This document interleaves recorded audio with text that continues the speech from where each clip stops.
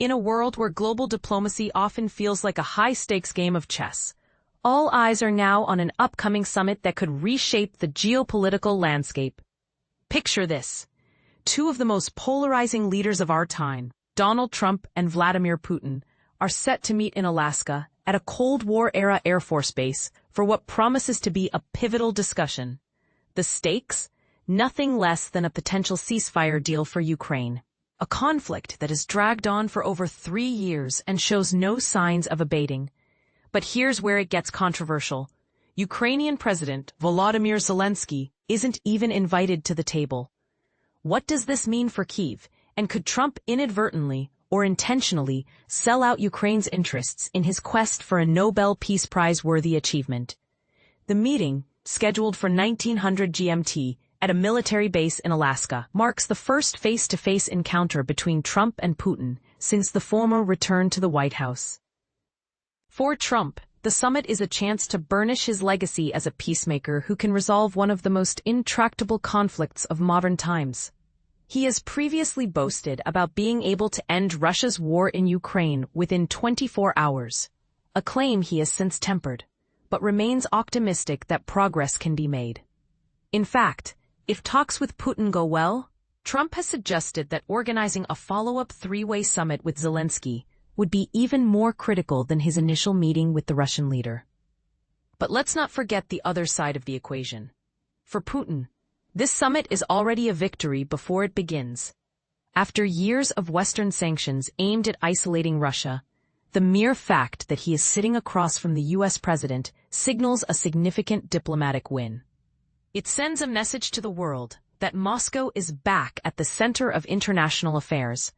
Moreover, Putin has long sought direct talks with Trump without Ukraine in the room, viewing it as an opportunity to negotiate from a position of strength.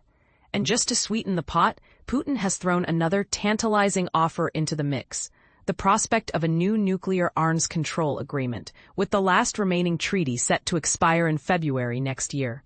This could be a major bargaining chip, and something Trump has expressed interest in pursuing. Now, here's the part most people miss. While both leaders seem eager to strike a deal, the devil is always in the details.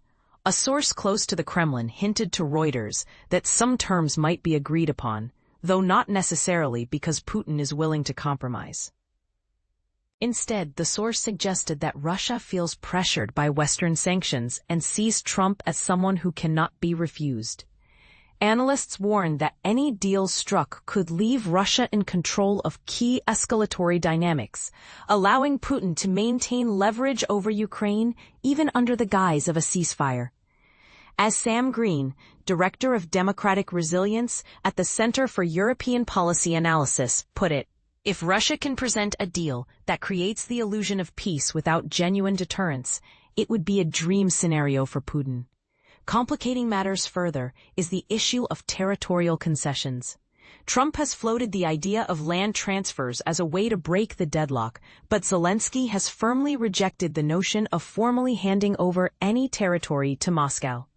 Meanwhile, Putin continues to hold stringent demands, including full control over Ukraine's Donbas region, which comprises Donetsk and Luhansk. Despite steady advances, roughly 25% of Donetsk remains outside Russian control. Additionally, Putin wants dominion over Ukraine's Kherson and Zaporizhia regions, NATO membership off the table for Kiev, and restrictions on the size of Ukraine's armed forces.